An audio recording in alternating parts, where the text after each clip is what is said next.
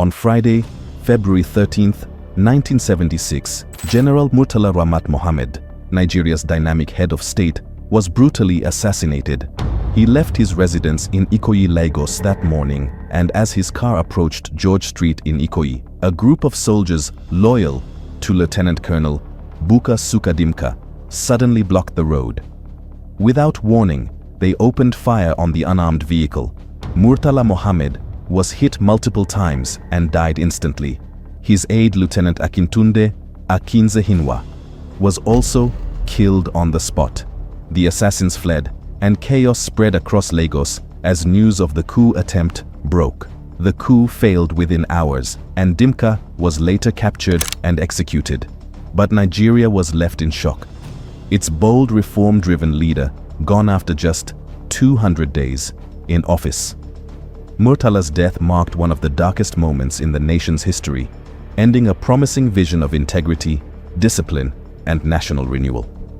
Today, we shall be taking you back in 1976, breaking down the last 24 hours of Murtala Muhammed's life before his assassination and the impact his death had on the nation. This is the story of how Murtala Muhammed was killed in cold blood, in broad daylight.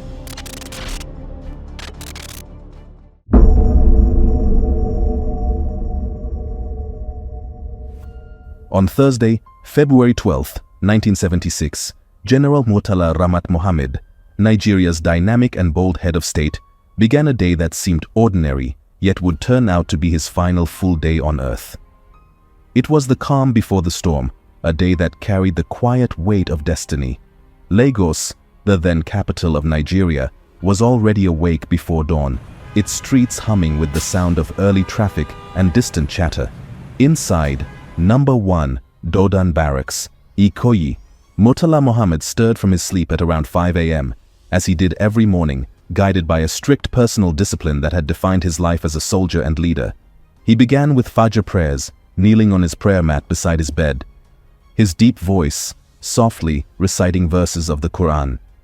Faith was an anchor for Murtala, a source of calm amid the pressures of leadership. After prayers, he sat quietly for a few minutes, reflecting on the day ahead. His mind was constantly occupied with the challenges of nation building, the ongoing civil service reforms, his ambitious plan for relocating the federal capital to Abuja, and his determination to rid the government of corruption and inefficiency.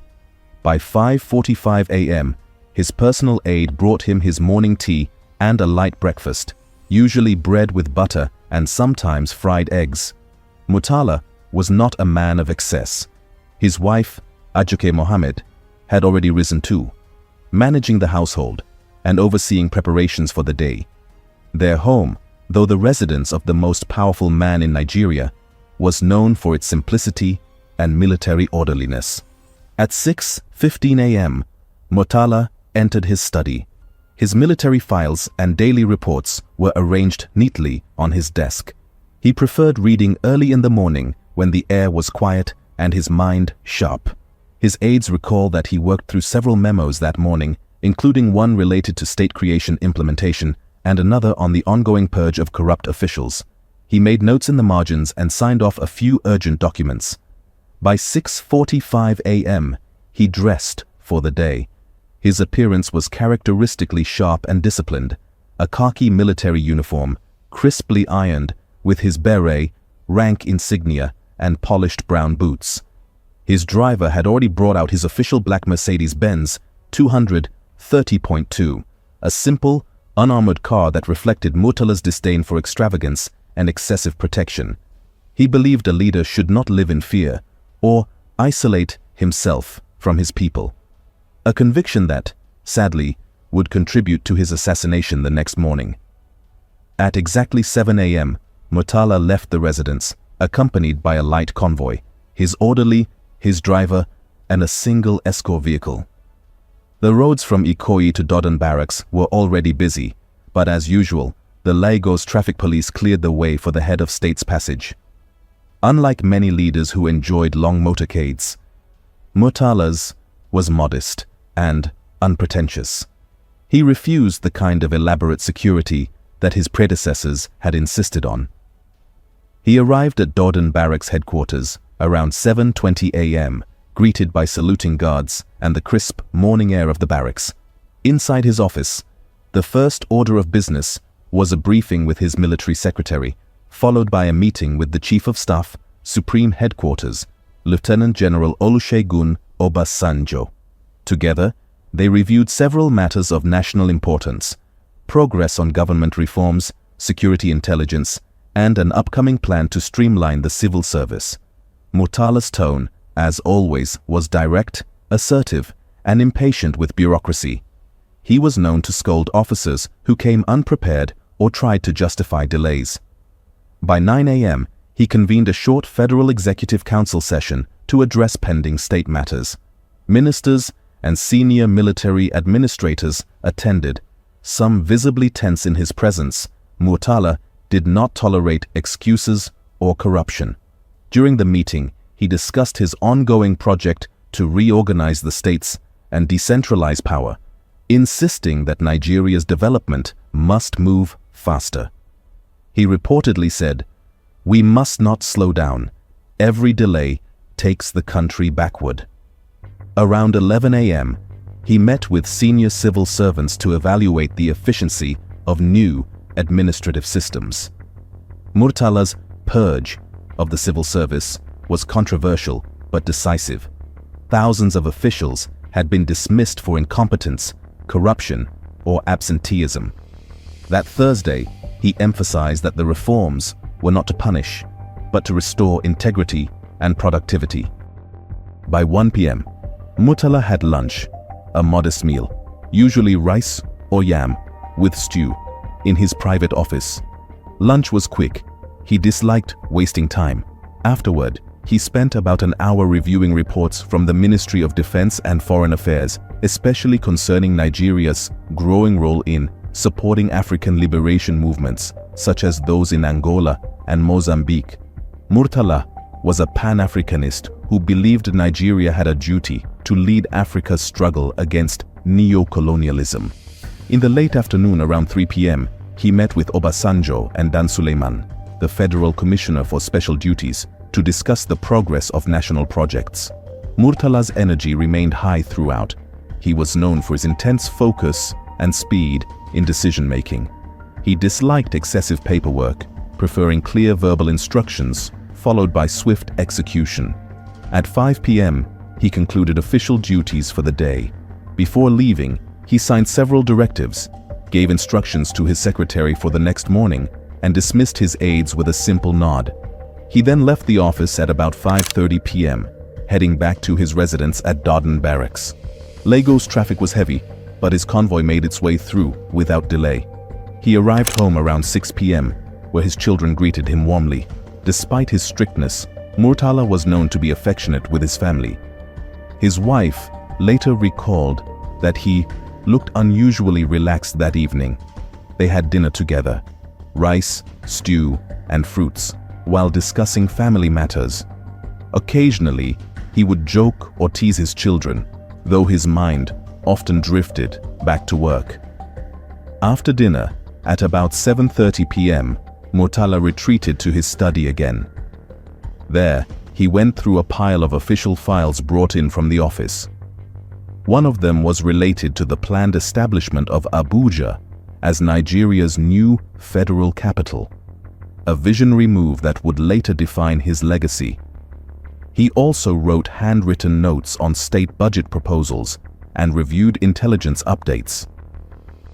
At 9 p.m., he made a few private phone calls to senior military officers, including Obasanjo, confirming the schedule for the next morning. He also spoke briefly with his chief security officer about upcoming movements, showing no concern or suspicion that his life might be in danger. Unknown to him, Lieutenant Colonel Buka Suka Dimka, an officer he once trusted, was finalizing the coup plan that would strike the following morning. By 10 p.m., Murtala finally closed his files and joined his wife in the sitting room. They watched a short television program on NTA before he excused himself to pray the Isha prayer, the last of the day's 5 Islamic prayers. His wife later said he looked peaceful, confident, and full of purpose. Around 10:45 p.m., he retired to bed. On his bedside table lay a Quran and his daily notebook, symbols of the man he was, disciplined, spiritual, and determined to reshape Nigeria. As he drifted to sleep, he could not have known that within 9 hours, the sound of gunfire would shatter Lagos, and his life would be cut short in an ambush on February 13, 1976. That night, calm, simple, and dutiful, was the last chapter of Murtala Muhammed's life. He ended the day as he had lived, in service, with faith, and with an unshakable belief in a better Nigeria.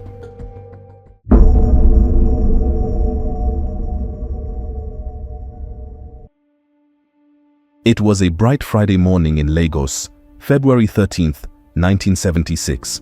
The sun rose over the Atlantic, casting golden light on the bustling city that served as Nigeria's capital. General Murtala Muhammed, the country's bold and reformist head of state, began his day, as he always did, with discipline and calm. He had risen early for the Fajr prayer, as was his custom, and afterward shared a quiet breakfast with his wife, Ajoke Mohammed, at their residence in Ikoyi, Dodon Barracks. His morning routine was simple, reflecting his humility and military precision. Unknown to him, within hours, his life would end in a violent ambush that would shake Nigeria to its core. At about 7 a.m., Murtala dressed neatly in his white flowing agbada, a change from his usual military khaki, preparing for another day of state duties. His black Mercedes-Benz 230.2, with registration number 0001, waited outside. The head of state had always refused a heavily armed convoy or a bulletproof vehicle. He preferred to move with minimal escort. A single aide-de-camp, Lieutenant Akintunde Akinsehinwa, and his orderly, confident that no Nigerian soldier would dare turn against him. It was a reflection of his trust in his men and his fearless character. By 7:30 a.m., he left his residence, heading for his office at Dodon Barracks, where he was scheduled to meet his Chief of Staff, Lieutenant General Olusegun Obasanjo, and other members of the Supreme Military Council. The air was clear, traffic moderate, and the city moved with its usual rhythm. As the Mercedes glided through the streets of Ikoyi, Murtala spoke briefly with his aide, reviewing the day's agenda and commenting on some official papers he had brought along. To him, it was an ordinary morning. To history, it was his last. Meanwhile, a dark conspiracy was already in motion. Lieutenant Colonel Bukar Suka Dimka, an officer from the Nigerian army, had spent days organizing a coup against Murtala's government. Dimka was discontented with the head of state's strict reforms, the purging of corrupt officers, and his uncompromising leadership style. Together with a small group of loyal soldiers, he had planned to seize power that morning. Their targets were the head of state, the chief of staff, Obasanjo, and key communication centers across Lagos. The plan was to kill Murtala, take over Radio Nigeria, and announce the coup before resistance could be organized. At approximately 8 a.m., as Murtala's car approached George Street, near the Federal Secretariat in Ikoyi, the assassins made their move. A group of armed soldiers in a Land Rover, led by Lieutenant Colonel Dimka, suddenly blocked the narrow road. The Mercedes-Benz, carrying the head of state, slowed to a stop. Before his driver could react, Dimka stepped out and shouted for the occupants to get out of the car. Witnesses said Murtala looked up briefly, realizing too late that it was an ambush. Then came the gunfire, a sudden, deafening burst from automatic rifles. Bullets riddled the car from all sides. General Murtala Muhammed was hit in the head and chest, dying instantly. His aide, Lieutenant Akinsehinwa, attempted to draw his pistol but was also gunned down in the hail of bullets. The driver slumped over the steering wheel. The attack lasted barely a minute, but its impact was monumental. Lagos was thrown into confusion as gunshots echoed through the usually calm streets of Ikoyi. After confirming the head of state was dead, Dimka and his men sped off toward Radio Nigeria at Ikoyi to announce their coup. At 8:30 a.m., his voice broke over the airwaves. "Good morning, fellow Nigerians. Murtala Muhammed's government has been overthrown." He declared martial law, accused the government of tyranny and corruption, and called on Nigerians to support the new regime. However, Dimka's plan began to unravel almost immediately. At Dodon Barracks, news of the assassination reached Lieutenant General Olusegun Obasanjo and Brigadier Theophilus Danjuma, the Chief of Army Staff.